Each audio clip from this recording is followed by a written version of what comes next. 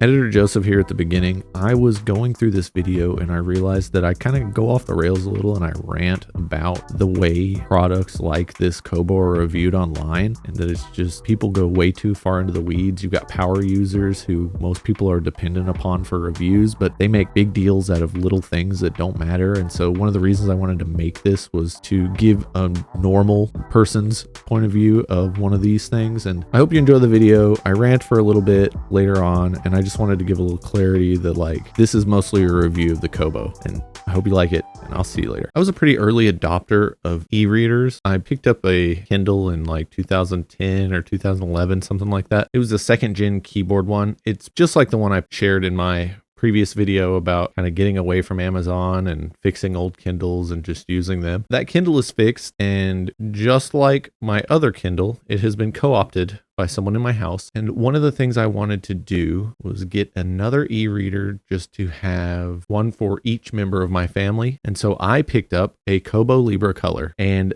this thing is amazing. This is the best e-reader I have ever owned. There's so many great things about it. I'm just going to kind of go over them and do a deeper dive. I'll get like a top-down view and we'll just talk about it. But before we get into that, I just want to talk about why I went with a Kobo versus another Kindle. Kindles are great. They have awesome battery life. The new ones are cool. I think there were some issues with the new color ones. And yeah, this is a Kobo Libra Color because I wanted to try out the color screen. And I want to talk about that too, but we'll put a pin in that for now. Kindles are great, but I wanted to get outside of the walled garden that got locked down like immediately after I made my Kindle video. You can't get your ebooks off of Amazon anymore. They have taken away the ability to download them to your desktop so you can keep them on something like Calibre, which is where I keep all of my ebooks now. Calibre is an amazing app. I can't recommend it enough. Now, there are still some ways that you can get your ebooks that you buy on Amazon through older Kindles and Calibre. There's some add-ons to it that allow you to pull them off and keep them because you paid for them. But here's the thing. Amazon has changed the wording on their website. You no longer own the ebooks you buy. They are licensing the ability to access them to you, which is just ludicrous. I mean, I cannot stand this whole digital world where you will own nothing and be happy. Like if I can't own the things I buy, then I am not going to buy them. So let's go back to something a little happier and let's just talk about this amazing e-reader. I just want to talk about the features of the Kobo right now. And here's the thing. It's like the perfect size. It's literally the exact like height as a new iPhone or S24 or S25 phone. And look at this color. Like the color is good. I know a lot of people talk crap about it, but I really like it. And it's very snappy. Like the buttons are great. And I really like the refresh rate. And I'm happy with the Open Dyslexic font, which is what I'm using right here. Open Dyslexic font isn't necessarily for people with dyslexia. Like that's what it's recommended for. And this is the font size that I usually read at, which is pretty big. I have eye issues. And the thing about the Open Dyslexic font is it works for some people with dyslexia and then others it doesn't do anything. But for me, I don't have dyslexia, but I get eye fatigue from the font. As soon as I found this font, all of my eye fatigue went away. I was just so relieved to have something I could read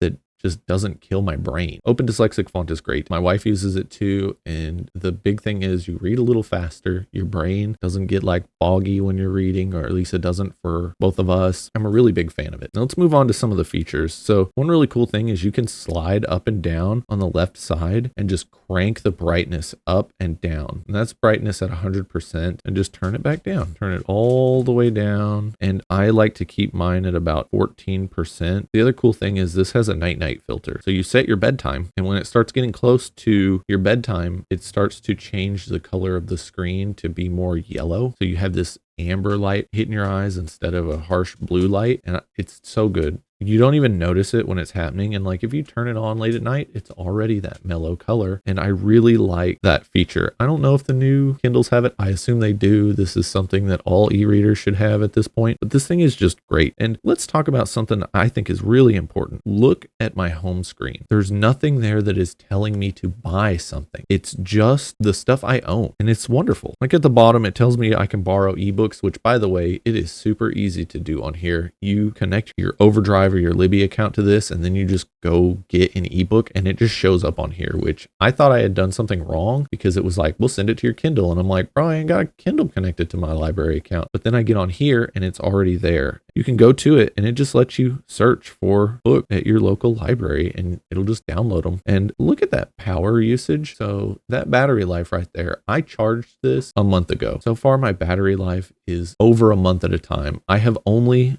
fully charged this once since I got it at the beginning of March. Oh, one cool thing, which this is probably going to show how little I read before bed. You can go to your activity and it tells you what book you're reading, total hours reading, which only 25 hours. I guess that's all I've read on here. 1.6 pages per minute. Hey, that's okay. Average minutes per session, 1. See, these stats are kind of weird because, you know, sometimes you just open and close your e-reader and stuff like that. Maybe they'll get a little better as time goes on. When I go to my books, you can just use the hard buttons, which this is what you should have on an e-reader. E-readers need hard buttons. There's nothing better than being able to just flip through pages really quick. And the swiping is also very snappy, but I'm just such a big fan of hard buttons on devices like this. Like, let's be real here. If I could get a brand new smartphone that has a keyboard of a Sidekick 3 or a Sidekick ID, I would do it in a heartbeat. I love real buttons on devices. One of the last things I want to share is on the bottom and on the top, you can set what you want it to show in the options. So right now it shows me at the top how many minutes I have until I'm done with my current chapter. And at the bottom, it shows me the percentage of what I've read in the book. And you can change that. You can have one of them be how much you have until you're completely done with the book. And you can have one that has, let's see, the header, you can have the pages left. You can have a percentage of chapter read or time remaining in chapter. And for the footer, pages left in book, percent of book read, time remaining in book. It's really cool. I just love that you can customize all these little things on here. And when it comes to using this, it is just like using a Kindle. You tap at the top, you can go home. Anyone that's used to using a Kindle will automatically figure out how to use a Kobo. So there's no worry about kind of transitioning over. The only thing you have to worry about when you're transitioning over from a Kindle is how the hell you're going to get your books off of Amazon since they're now telling you you don't own them. But yeah, this thing is great. I highly recommend it. One other important thing is the power button. Look at where the power button is. It's recessed. Mine has a case on it, but even without the case, the power button is recessed. You can't accidentally press it like you can with a Kindle. And here's the thing, on a Kindle, it's on the bottom, exactly where you would be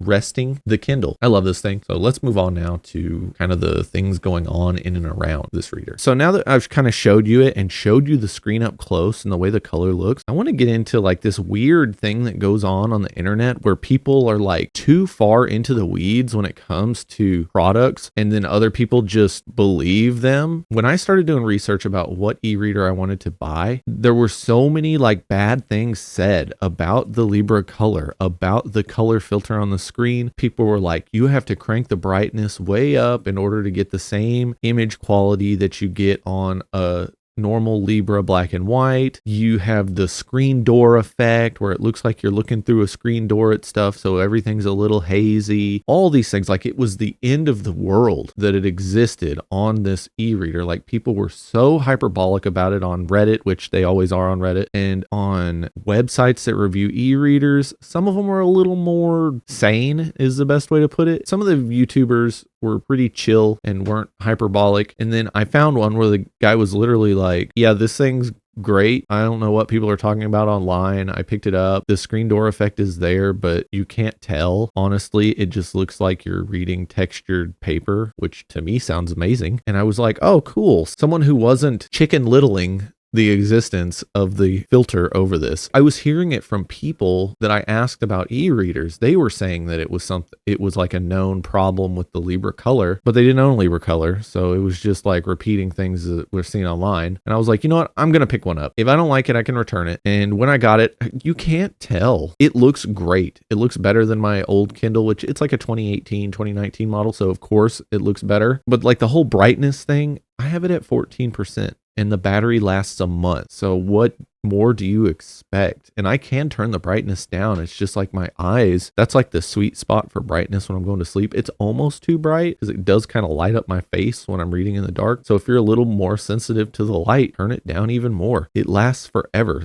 That type of online discourse where you're making mountains out of molehills just drives me nuts. And it's one of the reasons I wanted to make this review is so you have just a normal reader, someone who enjoys books doesn't obsess and nitpick over the tiny problems with a piece of electronics, and it's just really good. And even now, like, I can tilt it toward my camera lighting and it blocks it out, but it's got a really good matte screen, and in direct sunlight it's still easy to read. I mean, I can't recommend it enough. This Kobo is so good. I've had such a great time using it. I like the Kobo ecosystem. I have not bought any books off of Kobo. I got a lot of ebooks. I've been reading digitally for 15 years now, 16 years now, so I got a backhaul. You think my physical TBR is ginormous? You'd see nothing until you've seen the ebooks I own. It's absurd. It's like Steam. I buy them when they're on sale, and I have a problem. Same with the Humble Bundle. I think I've got 150 ebooks from Humble Bundles. A lot of them are like D&D novels or Pathfinder novels or comic books. By the way, I forgot to even talk about that. Comic books are fine on here. They're not the nightmare that people have said they are. It's like, oh, they're almost impossible to read. The colors are washed out. It looks like comic books from the 1970s, which is not a bad thing. Like, the colors aren't quite as vibrant as you would have them on like an iPad or something like that, or on your computer screen or even your phone, but the colors are still good. I read Batman the Cult graphic novel and I really enjoyed it, and I read the whole thing on this e-reader. Now, I will say, because e-ink screens have a very slow refresh rate, I was just reading them like full screen, not zoomed in, and the font was microscopic, which without my glasses I can kind of handle that. But if you've got any issues reading small font, I don't recommend reading comic books on this thing. Like, it's just not worth it. I talk about,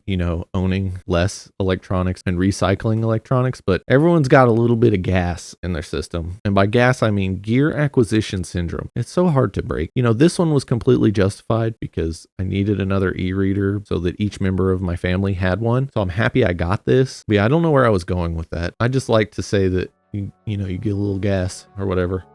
It's funny. Let me know in the comments if you like e-readers or you don't like e-readers and why you don't like them, because most people's reasoning doesn't make sense. It's like looking at a piece of paper. I know the whole feel of paper and all that, but you know what feels better than paper? Not dropping a hardcover on your face while you're reading in bed. Thanks for watching, and with that, I'll see you next time.